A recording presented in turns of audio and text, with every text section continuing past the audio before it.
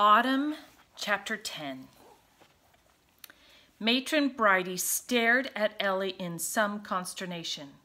"What do you mean she's not there?" she asked. "Just that, ma'am. I went up to wake her like you said, but she's not in her bed." "Well, she's probably in the bathroom. Did you look?"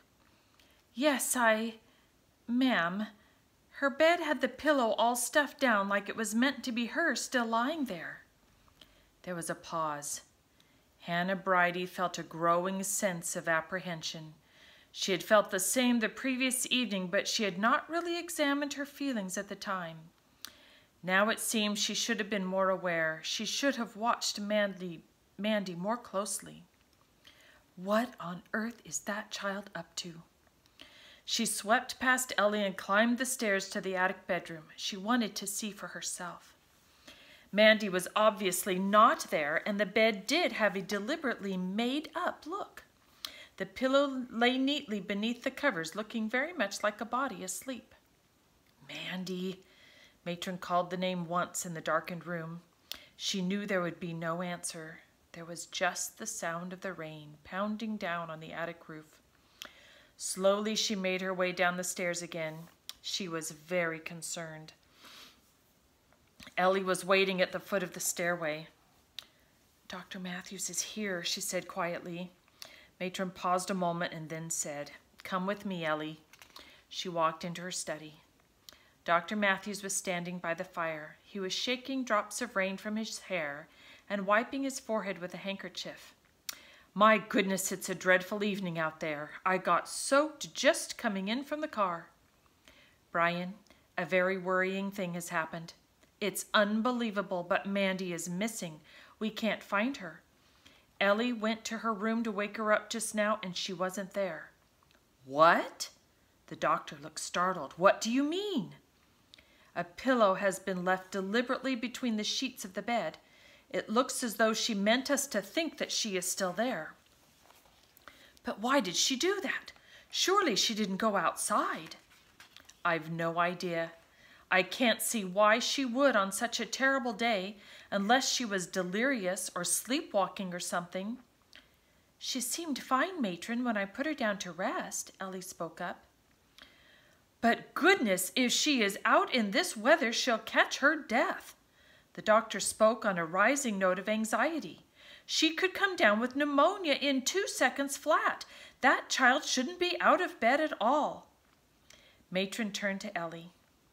"Ellie, I want you to look all over the building. Don't say a word to anyone. Maybe she went to the kitchen to see Alice. Try there first. We mustn't panic about this until we're quite sure she's not in the house. Oh, and Ellie, find Sue and send her to me." Ellie nodded and hurried out. "Why Sue?" The doctor was surprised. "Oh, just a thought.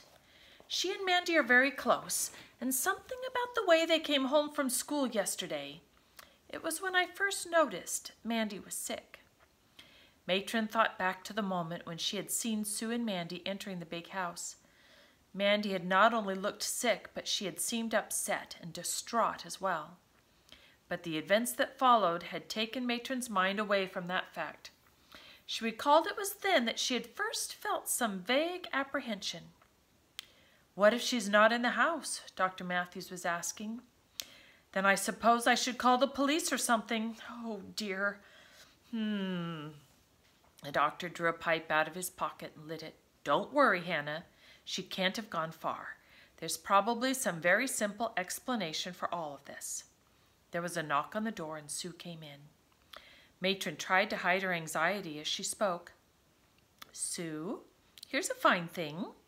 The doctor is here to see Mandy, but we can't seem to find her." Sue looked from the doctor to Matron and back again. She hesitated. "Have you seen her at all? Did you see her go anywhere?" "No, Ellie told me not to disturb Mandy because she was sleeping, so I stayed downstairs when I got home." "Then we have no idea how long she's been gone." Dr. Matthews looked significantly at Matron. "Sue, this is very serious." Matron spoke slowly and clearly. "We think Mandy has run away, or perhaps she's hiding. I don't know, but she must be found. Otherwise, she could become very ill. Do you have any idea where she might be?" "Well," the young girl paused, frowning. Then she came to a decision. "She may have gone back to the little cottage in the woods." Matron was aware that she must have had an incredulous look on her face. "What cottage in the woods?" "The one over the wall, ma'am." "You mean over the big orchard wall? But why would Mandy go there?" Dr. Matthews cut in. "Isn't that part of the big estate? A man called Bill Fitzgerald just bought it." "I think so." Matron Bridie tried to gather together her thoughts. "But Sue, that's ridiculous. How could she get over the wall? What did she do, climb it?" Even as she asked the question, she knew the answer. Her heart sank as Sue nodded her head in affirmation. Matron sat down in the chair by her desk. "I think you'd better tell us all you know," she said in a weak voice. Sue recounted the events of the previous day. She told of following Mandy to the cottage and of how Mandy had been so upset and had begged her not to say a word to anyone about the place. Dr. Matthews was plainly puzzled as to why it was all so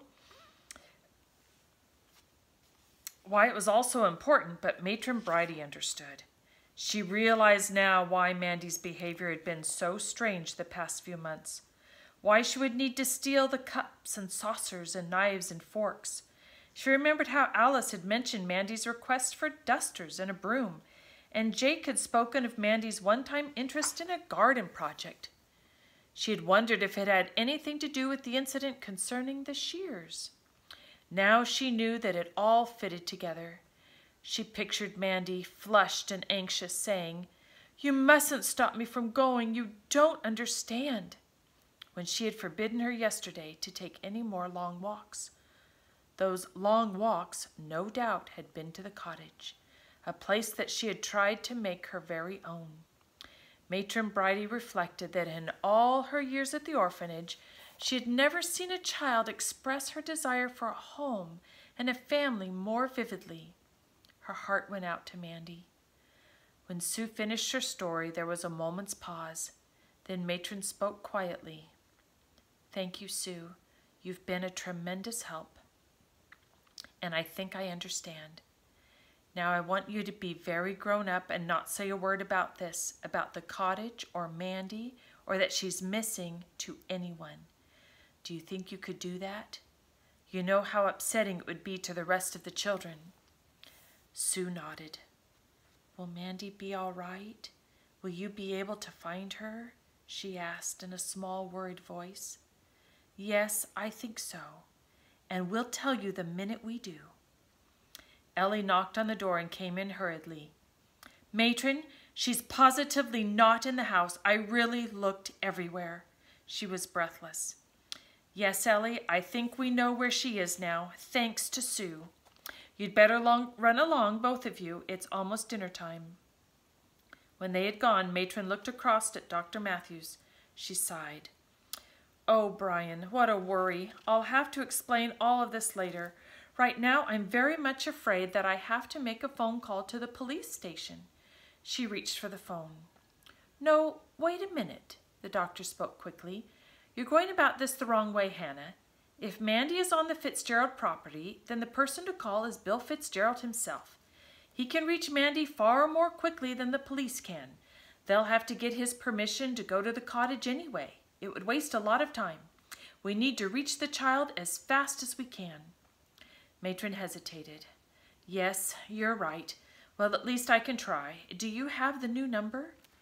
"Yes, I do." The doctor took a small diary from the inner pocket of his coat. "Here we are. Fitzgerald, Cranton House. It's 42731. As she dialed the number, Matron Bridie prayed that Mr. Fitzgerald would be able to help and that they would find Mandy soon.